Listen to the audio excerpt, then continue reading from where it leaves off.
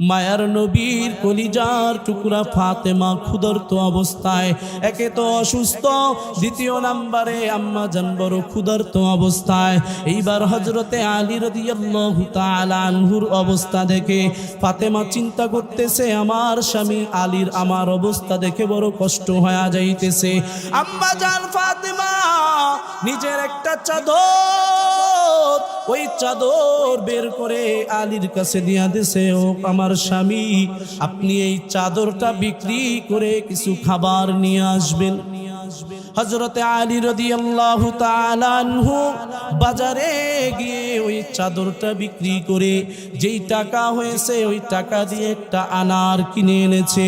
ওই আনারটা এইবার চাদরের ভিতরে লুকায়া লুকায়া আলী বাড়ির দিকে রওয়ানা।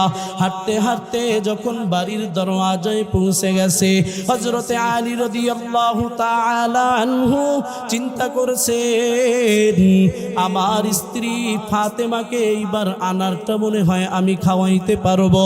আলীর মনটা বড় খুশি, আলী খুশি হয়ে বাড়ির দিকে অগ্রসর হইতেছে।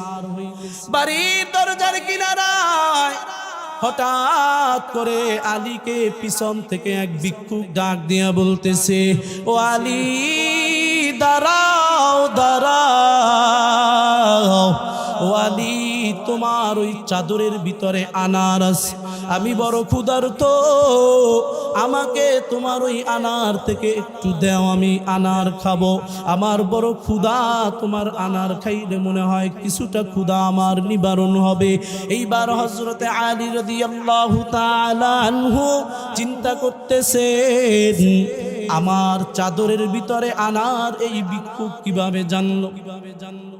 হযরতে আলী বুঝে ফেলেছেন যে এই ভিক্ষুক তো সাধারণ কোনো ভিক্ষুক না, নিশ্চয়ই বড় কোনো ব্যক্তি হবে।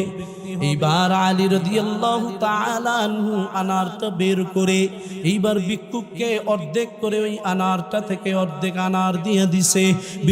ভিক্ষুক এইবার অর্ধেক আনার খাওয়ার পর বলে, আলী, তোমার কাছে বাকি যে অর্ধেক আছে ওই অর্ধেক আমাকে দিয়া দাও। এইবার আলীর মনটা বড় খারাপ, বহু কষ্ট করে একটা আনার আম্মাজান খাদিজাতুল কুবরা, আম্মাজান ফাতেমাতুজ জহরার জন্য নিয়ে আসছে একটা আনার। এইবার আলীর মনটা খারাপ হয়ে গেছে। হঠাৎ করে আবার আলী চিন্তা করতেছে, আমি যদি ভিক্ষুককে খাবার খাওয়াই, হয়তো আল্লাহ তাআলা আমার জন্য ব্যবস্থা করে দিবে। আমার দরজায় ভিক্ষুক আসছে, আমি ফেরত দিতে